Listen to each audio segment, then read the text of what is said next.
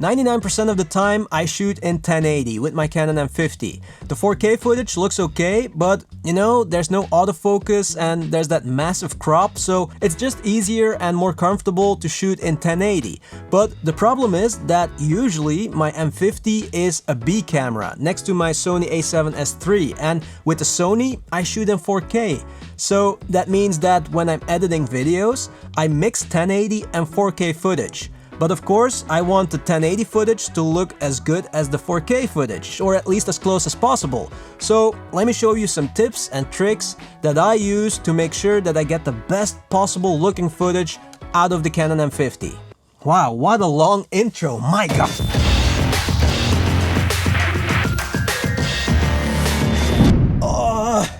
Guys, this is it, the last video of the year.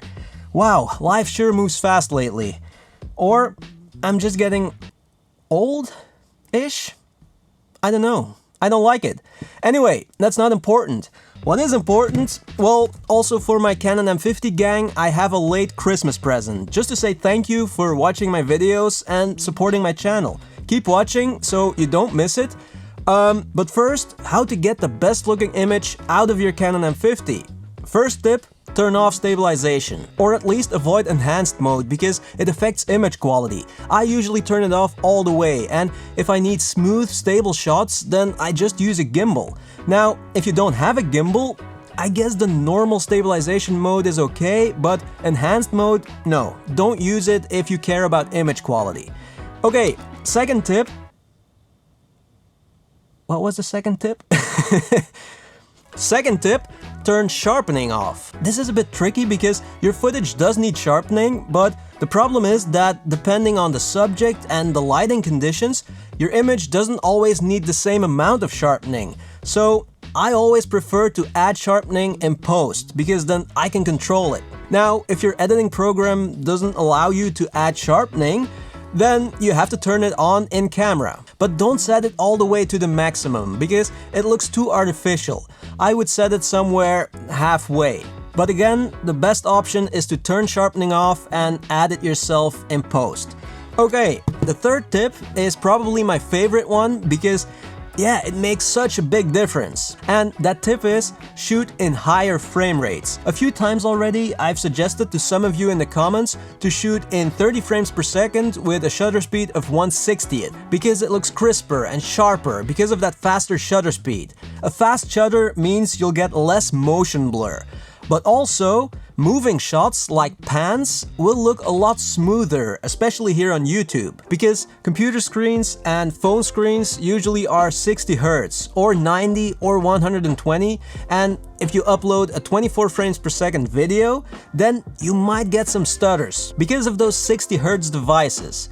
It's all very technical, but it's true. Anyway, so shooting in 30 frames per second will make your footage look crisper and sharper, and if you blow that up to 4K, then, you know, it will feel like there's a lot more detail left. Now, I can't show you true 30 frames per second because this is a 24 frames per second video, because yeah, most of the time I still prefer 24 frames per second, but here's a 30 frames per second frame compared to a 24 frames per second frame of a moving shot. Wow, was that right? That messed with my brain. Anyway, here's the comparison. And of course, you can use 30 frames per second footage in a 24 frames per second video. What I do sometimes is shoot B-roll with my Canon M50 in 30 frames per second, and then when I drop that footage on a 24p timeline, I slow it down to 80%, or 24 frames per second. I hope it makes sense, because I feel like I'm all over the place. I don't know. Yeah, we'll see when I start editing this video how much sense it makes. Look, just try shooting in 30 frames per second with a shutter of 1/60th and 24 frames per second with a shutter of 1/50th, compare them and see what you like best. Because in the end, of course, it's up to you to decide. But you should definitely see a difference, especially when there's movement in the shot. And also make sure that your project, your video, is also 30 frames per second for the best result. And if you want to use that 30 frames per second footage in a 24p video, then you have to slow it down to 24 for the best result. I mean, you don't have to, but if you don't slow it down, then your editing program will just remove frames and you might get some weird results. Man, I think... Is it too technical? Is it too difficult? I don't know. I find it difficult myself. Okay, final tip. Color profile or picture style.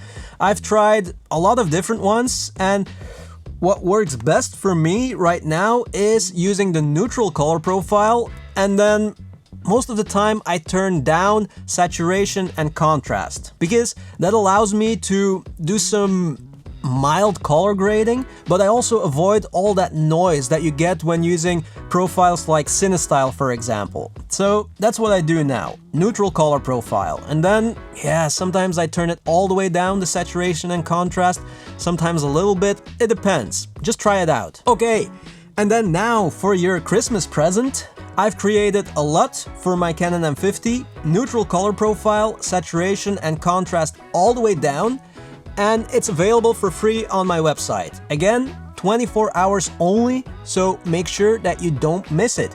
Maybe you have already, I'm sorry for that, but there will be more opportunities in the future. Subscribe, right? I don't know if it'll work for all your footage. I've created this LUT, yeah, mostly for forest scenes, but who knows? There, that's it guys, that's it for 2021. Wow, it was a weird year, right? So maybe let's try to make 2022 a good one, and let's hope that it's not so weird, or at least not weird in a bad way. Weird in a good way is okay. Anyway, I'm gonna stop talking now. Thank you so much for watching, and as always, I'm not gonna kiss you. See you in the next one.